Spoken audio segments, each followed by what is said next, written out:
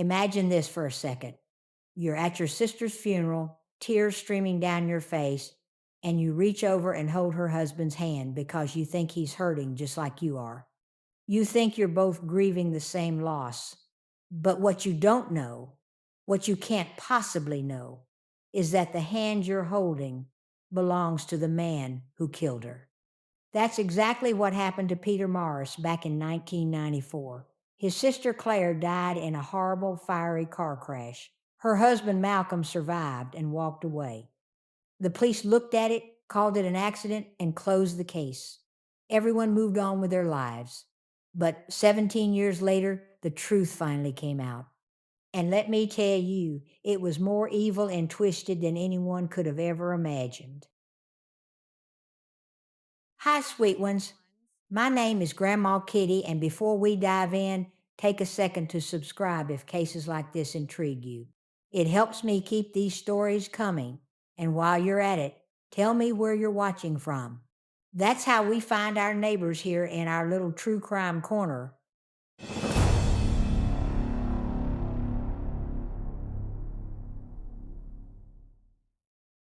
Malcolm John Webster was born on the 18th of April, 1959 in Wandsworth, London.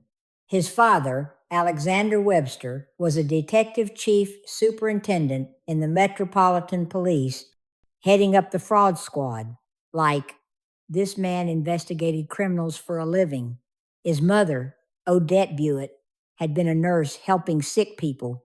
From the outside looking in, it looked like a perfectly respectable family, the kind of family you'd see at church on Sundays. But from childhood, little Malcolm showed some really concerning behaviors that should have raised major red flags. He would pretend to faint just to get attention from people around him. He started fires on purpose, earning himself the creepy nickname Pyro amongst those who knew him. Pyro, like the kid who likes to burn things. As a teenager, he told people he had cancer when he didn't. He was fabricating illnesses out of thin air, seeking sympathy from everyone, manipulating those around him like puppets on strings. Malcolm left school at 15 years old with absolutely no qualifications, no diplomas, no certificates, nothing. He drifted through jobs like a leaf in the wind. Nurse, garbage man, driver, office clerk. He bounced around from job to job. But he had a favorite saying that perhaps revealed more about his character than he intended. Why work hard yourself when someone could be doing it for you? Think about that for a second. That tells you everything you need to know about this man. In 1989, at the age of 30, Malcolm got a job at Tawam Hospital in Abu Dhabi, working on the children's ward. Now pay attention to what happens next, because this is absolutely chilling. Within just 6 months of him working there, 3 children under the age of 6 died of cardiac failure whilst under his direct care. 3 babies. Cardiac failure in children that young is highly unusual and extremely rare. It almost never happens. A former colleague, Beth Brown, would later state that supervisors discovered Webster had been injecting himself with insulin for some twisted reason. They formed the opinion that he had actually killed those children with insulin injections, but there was insufficient evidence for a police investigation to move forward. It's alleged that Malcolm's father, the detective, used his influence and connections to extract his son from the UAE before any charges could be filed against him. No action was ever taken. The theory amongst some investigators would later be that Webster had used these innocent children as guinea pigs, testing doses of drugs for future crimes he was planning. Let that sink in. Malcolm returned to the UK, and in 1991, whilst working at Aberdeen Royal Infirmary, he met Claire Morris. Claire was 32 years old, also a nurse from Old Meldrum in Aberdeen, a kind woman with her whole life ahead of her. Her brother Peter's first impression of Malcolm was that he seemed cheeky and roguish, intelligent, pleasant, and caring. Claire was absolutely besotted with him, head over heels in love. But her mother, Betty, sensed something was deeply wrong. She found him strange and off-putting. There was something about Malcolm Webster that didn't sit right with her. A mother's instinct is rarely wrong. On the 3rd of September, 1993, Malcolm and Claire got married. And almost immediately after the wedding, Claire's health began to deteriorate rapidly and mysteriously. She became exhausted and tired all the time. She couldn't concentrate on simple tasks. She became entirely reliant on Malcolm for her daily care and well-being. What Claire didn't know, what this poor woman had no idea about, was that her husband was secretly drugging her with temazepam, a benzodiazepine sedative. He was poisoning his own wife. Just the day before she died, Claire told her friend Leslie Roberts something haunting. "I'm not right. I'm tired and I can't concentrate." Those were practically her last words. A few weeks before that, Malcolm had staged what appeared to be a practice run. He had driven their car into a ditch on purpose, testing how it would look, how it would feel. He was rehearsing murder. Now, before I continue with what happened to poor Claire, let me just say something. If you're invested in this story and you want to hear more true crime cases like this one, please hit that subscribe button for your grandma. It's completely free, doesn't cost you a penny, and it helps me so much to keep bringing you these important stories. These victims deserve to have their stories told.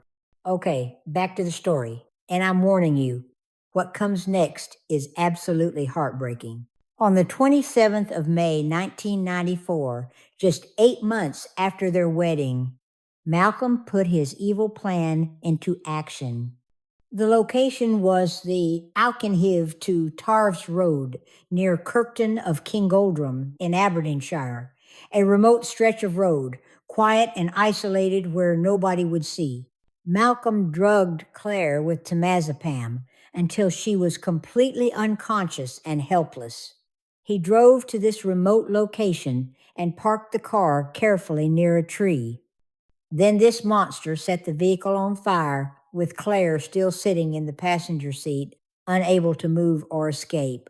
An off-duty policeman happened upon the scene by chance and stopped to help. Malcolm told him there was no one else in the car. He said it again. Then he said it a third time. He assured the officer multiple times that he was alone in the vehicle. The car exploded into flames. Claire Morris burned to death while her husband watched. Malcolm was taken to hospital for examination. Tests were conducted on him. His pulse was completely normal. His heart rate was normal. His blood pressure was normal. Everything was textbook normal for someone who had supposedly just survived a horrific crash and watched his wife die. The hospital was satisfied that he was completely uninjured, not a scratch on him. But Malcolm claimed he had been hurt badly. At Claire's funeral, he wore a neck brace for sympathy. He stood beside Peter, Claire's brother, both men with tears streaming down their faces. Peter held Malcolm's hand tightly, trying to comfort him. He would later recall, "He was actually squeezing my hand." Most people had their heads down, and I glanced at him, and he was full of tears as I was. And that convinced me up until 3 years ago that he had lost his wife in an accident. In reality, I was holding the hand of her murderer. The police investigation noted some very suspicious elements that didn't add up. There were no skid marks at the scene. There was no crash damage on the vehicle. The car had been traveling slowly, not speeding. Derek McDonald, a firefighter who attended the scene, said, "We all thought it was a bit dodgy." There was no sign of violence to the vehicle. For a car to be stopped or parked and just burst into flames does not occur naturally. Claire's friend Leslie Roberts also had serious concerns. She had gone to Malcolm and Claire's cottage immediately after the crash to collect some of Malcolm's belongings to take to him at the hospital. On the table, she saw epilepsy drugs just sitting there. Neither Claire nor Malcolm had epilepsy. She was suspicious immediately. She knew something wasn't right about this whole situation. At the funeral, Malcolm sobbed and seemed genuinely upset, but Leslie couldn't shake the feeling that he had a hand in Claire's death. Leslie told the police her fears and suspicions. They were dismissed and ignored. One officer did investigate in his spare time because he cared. He had concerns. Claire had not been able to escape the car. The car had been traveling slowly. There was an absence of skid marks. But the death was officially ruled accidental. Malcolm Webster claimed over $200,000 from insurance policies he had taken out on Claire. Within just 6 months, he had spent the entire amount on himself. He bought a Land Rover Discovery. He bought a yacht. He spent money on expensive gifts for other women he was already pursuing. The perfect murder, or so it seemed. In 1996, just 2 years after murdering Claire, Malcolm met Felicity Drome. She was an oncology nurse from Auckland, New Zealand. They met in Saudi Arabia, where both were working at the time. She found him attentive and entertaining at first. On the 26th of April, 1997, they married. Their honeymoon was spent at Cook's Beach on the Coromandel Peninsula in New Zealand. On the very first night of their honeymoon, Malcolm made Felicity a cup of tea. What happened next was extraordinary and terrifying. Felicity would later testify, "It was 36 hours before I woke up again. I had no explanation for it. Malcolm is all about control. 36 hours. That's a day and a half of being unconscious." There was another incident during the honeymoon. After Malcolm bought breakfast one morning, Felicity experienced double vision and felt extremely unwell. She slept for 18 hours straight. The drugging continued throughout their entire marriage, and throughout Felicity's pregnancy with their child, the food she ate tasted acrid and bitter. She experienced double vision regularly. She felt drunk when she hadn't had any alcohol. She needed help just to walk across the room. Blood tests showed liver abnormalities. Malcolm was drugging Felicity throughout her pregnancy, putting her life in danger and threatening the well-being of her unborn child. Their son Edward was born in November 1998. Edward suffered from severe eczema that mysteriously cleared up within weeks after Malcolm left the family. It's believed the baby had been exposed to the drugs whilst in the womb. During their marriage, there were 3 house fires, 3 separate fires. In September 1997, a fire at their cottage in Line of Skin, Scotland. In January 1999, there was another fire at a property they were intending to buy in Bayswater, Auckland. Then another fire broke out at Felicity's parents' home in Takapuna. 3 fires in just over a year. That's not a coincidence, honey. Malcolm had sneakily added his name to Felicity's bank account without her really understanding what that meant. Nearly all of the 140,000 New Zealand dollars she had saved up over years, which is around 80,000 US dollars, mysteriously vanished into thin air. He told her he had cancer and was dying. He told her he had serious heart problems. All lies, every single word.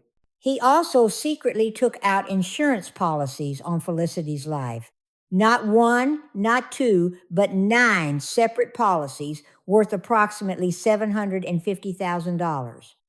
That's $750,000 if she died. Think about that. The deadline for payment on a house they were buying in Auckland was the 12th of February, 1999. Malcolm had been making constant excuses about why his money hadn't been transferred from Scotland to pay for it. That morning, they drove to the bank together to sort it out. Malcolm insisted on being at the wheel of Felicity's Honda Accord car. Suddenly, out of nowhere, he claimed there was something seriously wrong with the steering wheel. The car swerved violently across 2 lanes of the busy motorway. accelerating quickly to 60 miles per hour, veering directly towards a power pole. Felicity grabbed the steering wheel in panic. She found that it worked perfectly fine. There was nothing wrong with it at all. The car ended up in a ditch on the side of the road.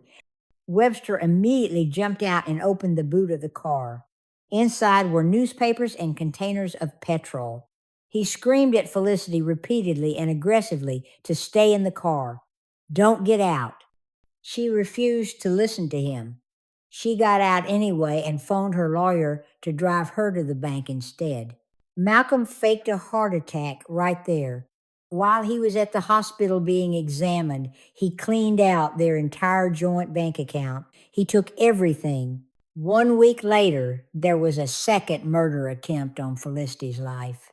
Malcom and Felicity took a trip to a rural area north of Auckland, somewhere quiet and isolated.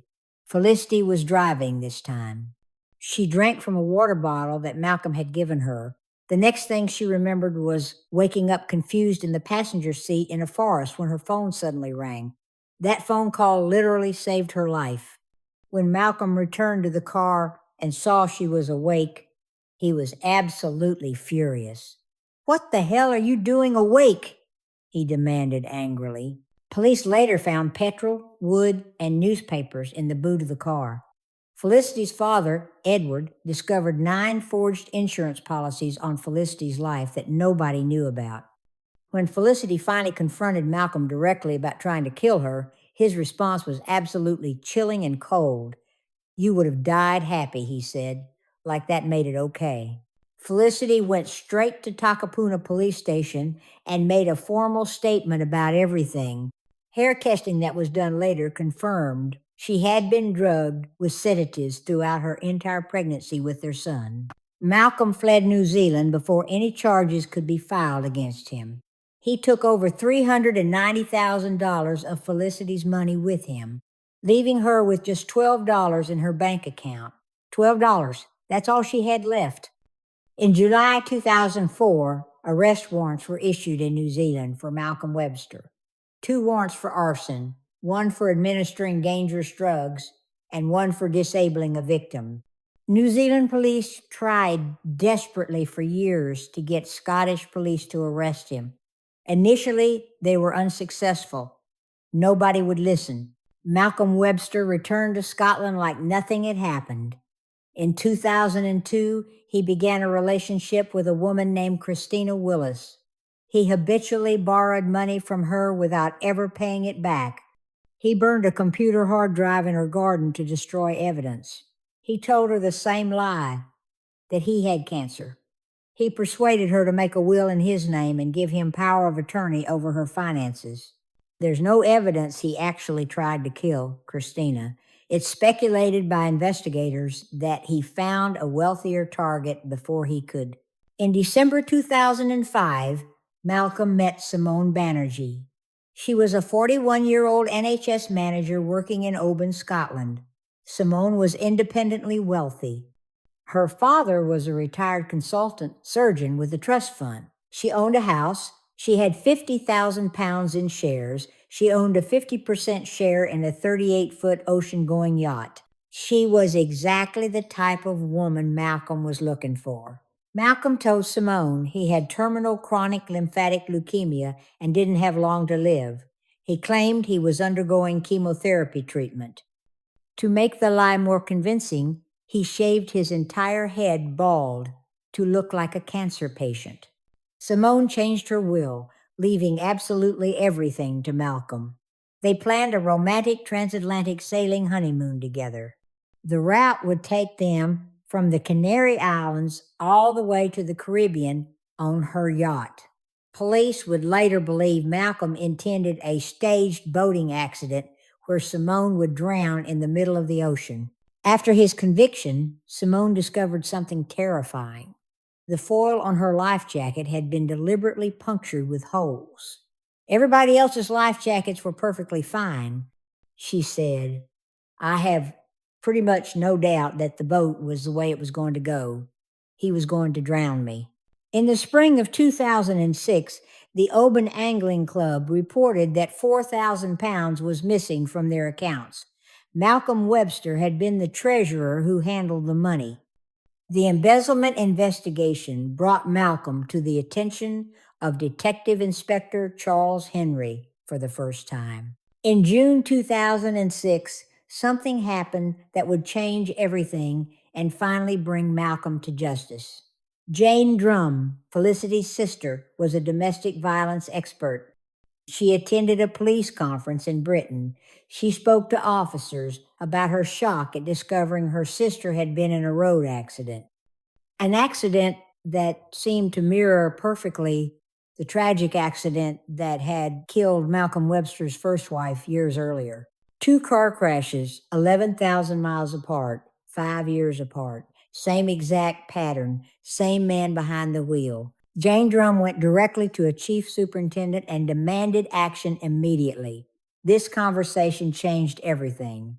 In 2007, police searched Simone Banerjee's house thoroughly. They seized a stolen laptop and an unlicensed gun that Malcolm had hidden. Police learned about the planned transatlantic yacht honeymoon. Detective Inspector Charles Henry became seriously alarmed.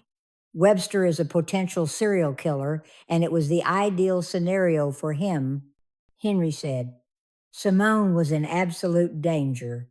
I was convinced she was going to be the next victim. Them sailing out into international waters absolutely horrified us. In January 2008, police issued an Osman warning to Simone Banerjee. That's an official warning that your life is in danger.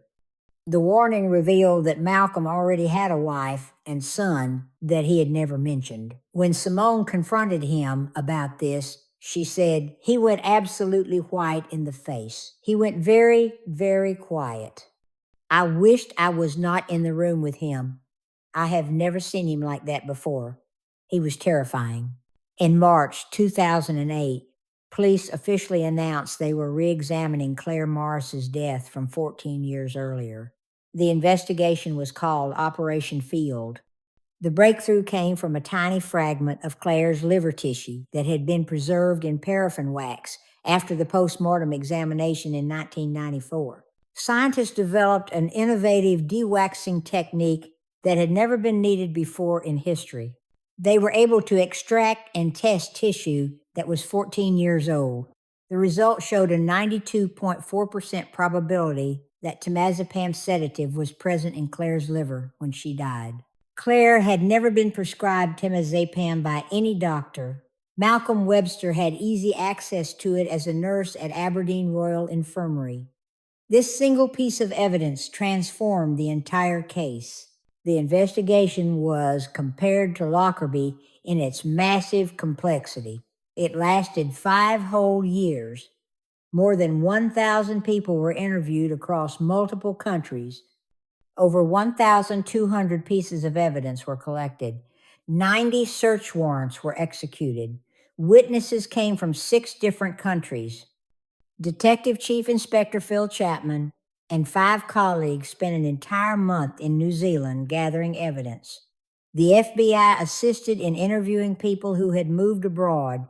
11 witnesses traveled all the way from New Zealand to Scotland for the trial. The trial began on the 1st of February 2011 at the High Court of Justiciary in Glasgow.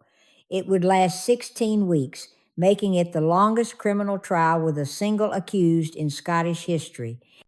The prosecution took 50 days just to present all their evidence. The defense acknowledged that Webster was a liar, a philanderer, a thief, and a scumbag, but claimed he was not a killer. Key witnesses emerged with damning testimony. Ian Hardy testified he had seen Webster at the crash site 11 days before the accident happened.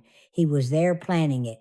Forensic investigator Andrew Wade said, "My first impressions were that it didn't look right at all." He concluded it was deliberate fire setting, not an accident. Felicity described the 36-hour sleep, the drugged food, waking up in the forest to Webster's fury.